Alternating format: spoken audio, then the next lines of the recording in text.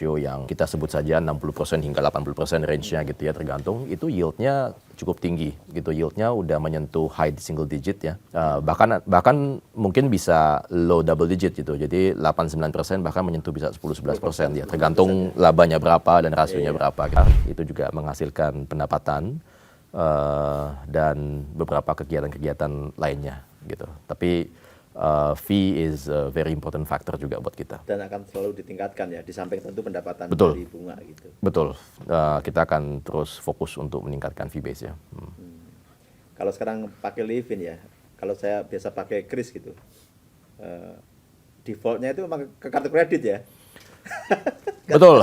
Iya kan? Iya. Iya kan? Ya, itu sesuatu yang sebenarnya bisa di adjust gitu ya. Tapi ini di luar ini sih nggak apa-apa sih. Iya.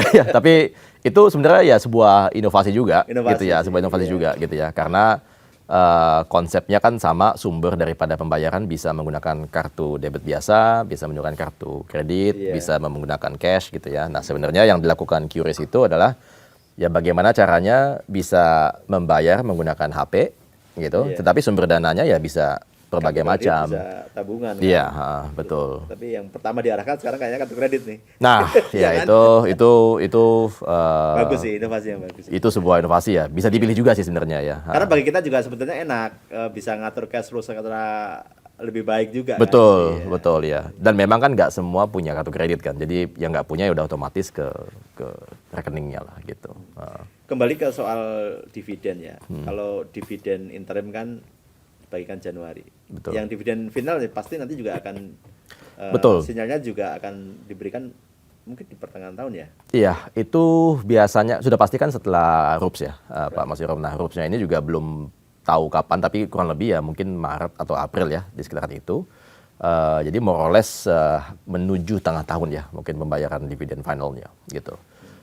Dan saya rasa secara dividen payout-nya juga pada akhirnya nanti tergantung daripada keputusan pemegang saham ya, RUPS. Tetapi Bank Mandiri tentunya dengan kapital yang kuat dan fundamental yang baik itu siap dengan range yang ya cukup menarik, lebar, ya? yang menarik lah gitu. Kalau kita ngomong dividen payout ratio gitu, selama ini kan bank-bank Himbara lumayan tinggi ya. Betul, betul. Ada kisarnya kira-kira ya untuk tahun buku 2025 ini? Kalau dari Atau historical aja deh. Historical ya. Kalau historical sih yang jelas dividen payout kita itu kan selalu naik gitu ya.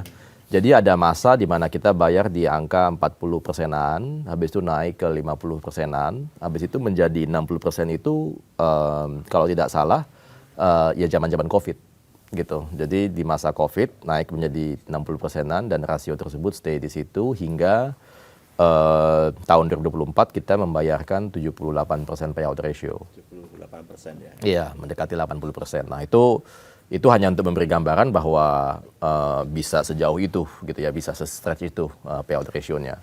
Nah, mungkin tahun 2025 seperti apa kepastiannya sulit karena memang itu tergantung daripada pemegang saham, tetapi yang bisa saya katakan adalah ya beberapa rasio yang tadi sudah saya sebut, bila mana kita perlu menjalankannya ya siap-siap aja. Nggak masalah. Gitu iya, kan? gitu. Iya. Tapi nanti rasionya berapa ya tergantung keputusan RUPS. Kalau dengan harga sekarang dividen yield-nya lumayan juga berarti ya?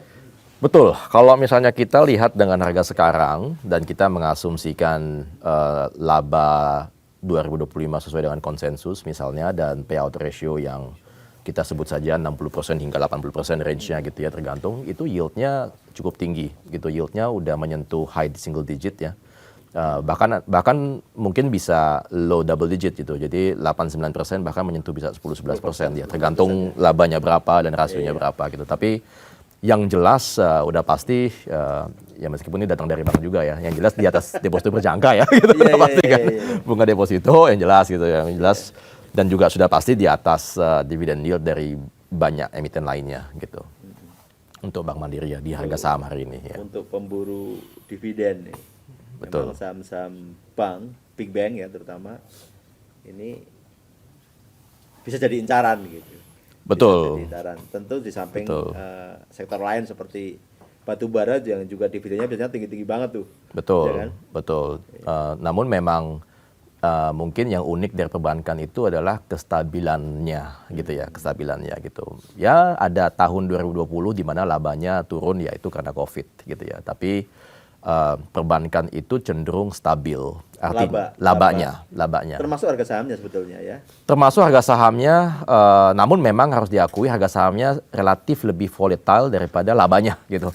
Karena ya pemiliknya banyak yang asing sehingga kalau mereka keluar masuk gitu ya. Tapi kalau secara laba dan bagi yang memang mengincar dividen gitu ya, itu labanya sangat stabil gitu. Jadi kita bisa menjaga laba yang cukup stabil. Dan memang kalau secara harga saham tuh ya kalau kita flashback kembali ya Pak Mas Irom, 2021, 2022, 2023, 2024, Bank Mandiri itu sahamnya mencetak new high terus setiap tahunnya gitu. Ya 2025 lah, di mana karena banyak ketidakpastian global gitu ya dan lain sebagainya, harganya turun. Ya menurut saya, ya tentunya tidak bisa ada yang memprediksi masa depan secara akurat 100% gitu ya. Tapi window untuk harga yang atraktif itu ya tidak ada setiap saat gitu kan gitu. Jadi mungkin momentum saat ini tuh bagus untuk dipertimbangkan gitu. Kalau kita bicara ini nih, apa namanya, aksi korporasi, kira-kira ada nggak rencana-rencana yang anorganik gitu? Sejauh ini sih nggak ada ya, Belum ada Mas Iram ya. Jadi sejauh ini itu belum ada. Kalau kajian-kajian dan lain sebagainya ya tentunya sebagai bank internal ya kita melakukan berbagai analisa gitu ya atas opportunity bisnis yang bisa kita kerjakan gitu. Tapi yang di atas meja down deal dan lain sebagainya itu tidak ada sih. Itu sementara ya. Ya. Kalau kita bicara harga saham tadi selalu new high, kecuali di tahun 2025 kemarin. Betul. Gitu kan. Bahkan 2024 itu yang unik adalah ada 2 all time high di tahun yang sama. Gitu. Jadi bukan hanya new high tapi all time high itu di Bank Mandiri sahamnya itu terjadi di tahun 2024. Nah, sebelum lantas memasuki 2025 sahamnya mulai terkoreksi gitu. Soal dividen interim, kira-kira apa pesan yang disampaikan kepada investor terkait pembagian ini gitu? Pesan apa yang ingin disampaikan? Sebenarnya dua hal utama.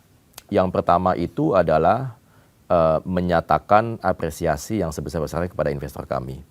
Karena kita sebisa mungkin dan secepat mungkin ingin mendekatkan diri ke praktik global. Kita melihat banyak bank-bank besar dan bank-bank internasional dan global di luar sana. Kalau saya sebut namanya teman-teman pasti sudah sangat familiar lah gitu ya, mostly di US gitu. Mereka semua itu membayar dividen 2 kali, 4 kali per tahun, Pak Sirom gitu. Dan itu untuk memberikan apresiasi kepada para investor yang memang dan juga memberikan insentif untuk stay for longer gitu ya, bukan hanya masuk 1 minggu terus jual di minggu keempat gitu ya. Yang kedua adalah untuk memberikan message bahwa kita percaya pada fundamental bank ini.